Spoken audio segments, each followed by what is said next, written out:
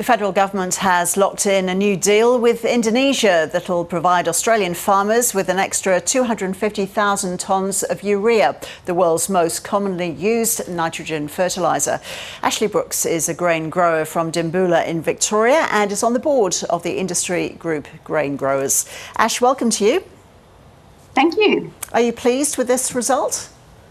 Yeah, it's definitely a really positive announcement. I think, as growers, we are entering one of our most critical times of year. So this announcement certainly provides us with a little bit more reassurance at a time when we've all been very concerned about input availability. So not only fertiliser, but fuel for sure.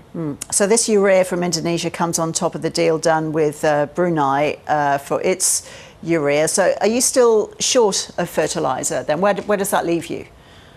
Yeah, look, it's unsure in terms of what supplies we're actually going to be able to get, but we understand that the Indonesian deal will provide an additional 20% supply for what we require for the remainder of the growing season. So that's certainly really positive.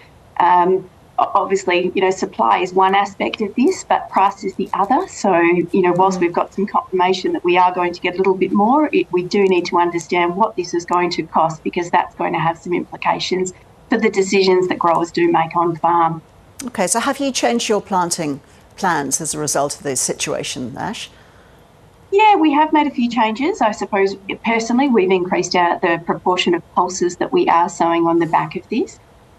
In terms of cereals, we still need to grow a proportion of cereals to maintain a sustainable rotation, but we're absolutely having some big conversations around what do nitrogen applications look like to make sure that we can maximise our profitability in the process. And you absolutely need urea, do you, when you're planting your crops?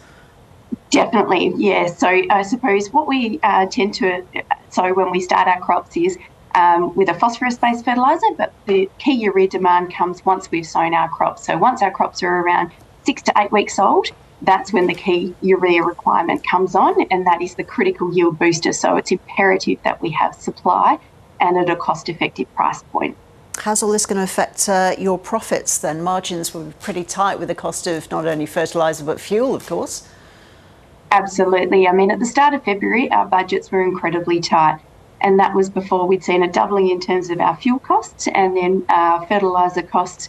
Or to give an example of urea, we were looking at prices of around $800 a tonne, and now we're looking at prices of $1,450 a tonne.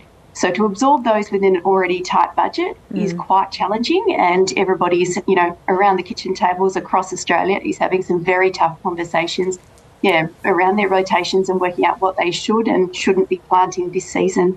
And is this going to be passed on to the consumer in the end? Yeah, in times like this, food prices will always rise. Whether it's going to be directly attributable to increases in grain prices remains to be seen.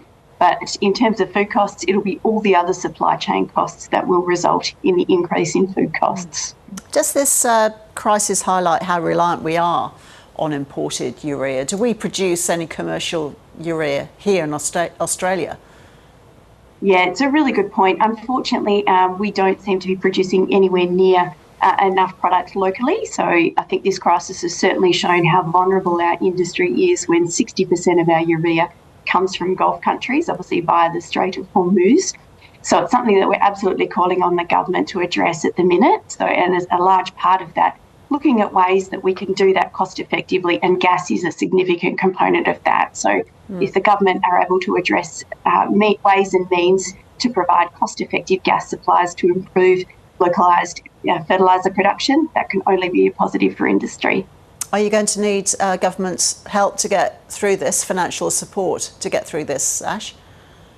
Yeah, it's a really tough one. I think a lot remains to be seen. I think every farmer will just be making the best decisions that they possibly can at the minute.